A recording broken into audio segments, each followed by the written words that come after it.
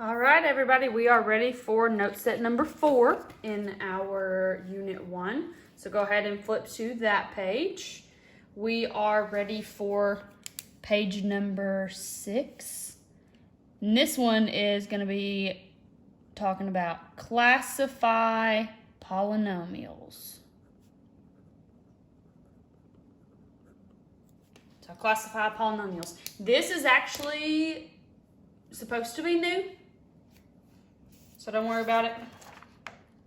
We're going to classify some polynomials. So go ahead and flip to page 6 in your notebook. Okay. We have a full sheet that I'm going to cut in half real quick. And there's a certain way I want to tape down this one. So y'all wait for me for just a second. All right. So this one, I didn't have enough room to put practice problems on, so we're going to tape it in a way that you can flip this up and see the practice problems on the inside. So you're only going to need 2 pieces of tape for this one, and you're going to put it only on the left side of this note sheet.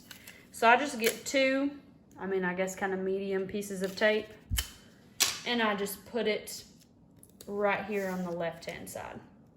You don't want to tape the corner because then it's going to struggle to open when you want to open it. See? Because now I can see what's on the inside while still having my notes right there. Okay. So, polynomials. Polynomials is just a word that some people, mathematicians a long time ago, come up with. Poly means many, and then nomials means terms. So we're looking at an expression that has many terms to it, and we're going to give them mathematical names. That's what we're doing today. So polynomials, that's kind of a weird word. So polynomials are classified according to their degree, which degree is kind of a weird word. Degree just means highest exponent.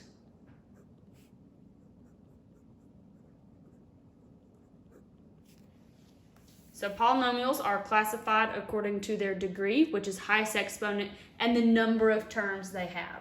So poly means many, and then nomials means terms. So we're looking at the highest exponent and how many terms they actually have. So degree just means highest exponent. So when you see that, that's what it's talking about. So degree, or highest exponent, if that exponent is 0, you won't see it, and so that's just a number, and so that's going to be a constant, and we can write in parentheses that's just a number, and they're usually at the very end of the expression. So let me show you an example. If you just see this, we know that's a constant. That has a degree of 0 because there is no variable. Okay? A degree of 1, this is what that one looks like if we do x plus 5. This variable right here actually has an exponent. It's hidden. It's an understood 1. When that happens, it's called linear. Okay? The next one is our highest exponent of 2. So I'm going to use this same thing, but we have something that looks like this. Our highest exponent is 2 this time, and that one is called quadratic.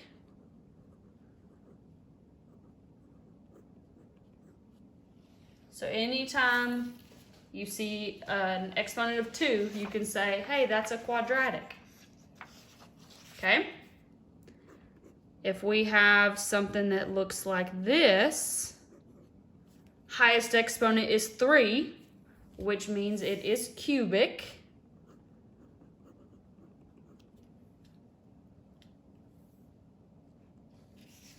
Okay.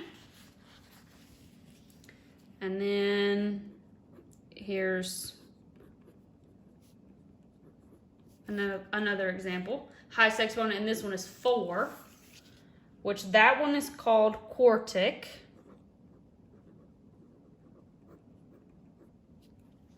quartic. I remember this one because it takes 4 quarters to make up $1, and that kind of looks like quarters to me.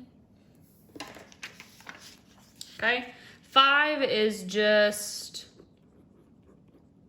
something that looks like this with our highest exponent of 5. That one is called quintic.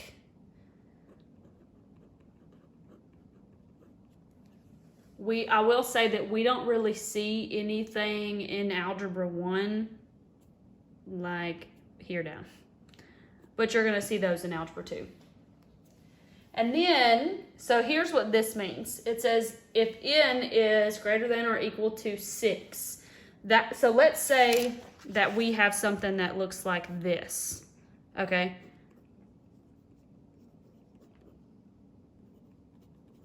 Highest degree is 6. Well, once they got to 6, they were like, I don't really want to come up with a name, so we're just going to name it 6th degree. And then once was 7. They didn't come up with a name for that one, so it was just 7th degree, and so on. We could go on forever, but that's what that means. So when you get to 6, you just say, hey, that has the highest exponent of 6, and then you move on. Again, in Algebra 1, we don't mess with anything down there. So we're going to stick to this kind of stuff up here. But in Algebra 2, you're going to talk about these. Okay? All right, so now let's talk about the nomials part, which is the number of terms. This one makes sense based on their names. So this is number of terms. So if you just see this right here, that is one term. It's one chunk that we talked about. That one is called a monomial. So monomial. Mono, one, monomial. Okay? If we have 2 terms, that's like this, because remember there are 2 chunks here. That one is called a binomial.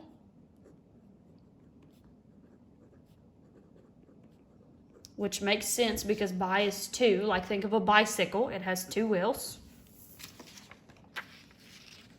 And then 3 terms. Something that looks like that maybe. It's just got 3 chunks to it.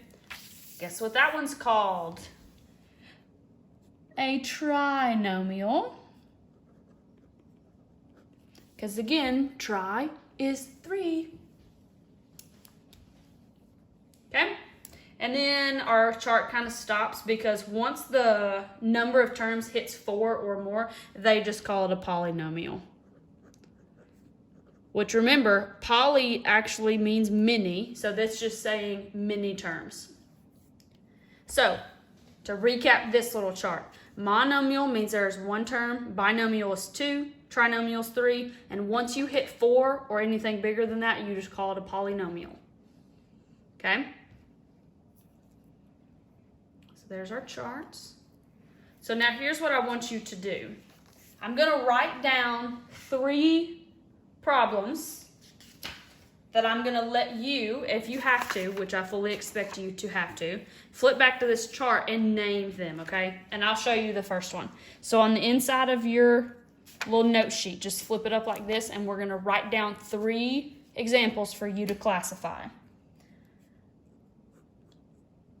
So just write these down for me.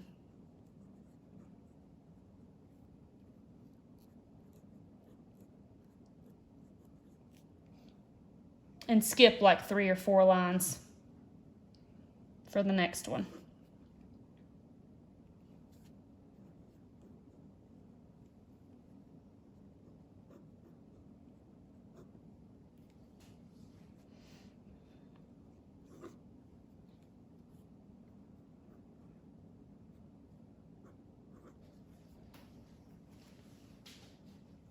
All right, I'll give you a couple more seconds on that.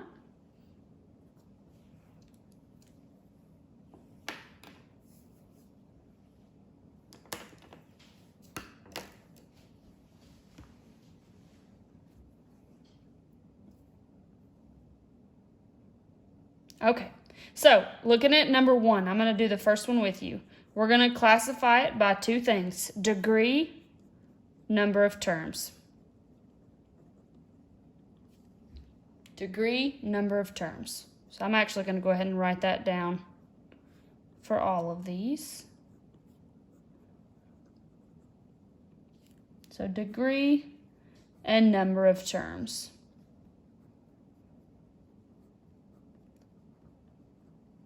This topic, y'all are just going to need a little bit of practice because it's some new words. Then you're just going to have to figure out what they actually mean.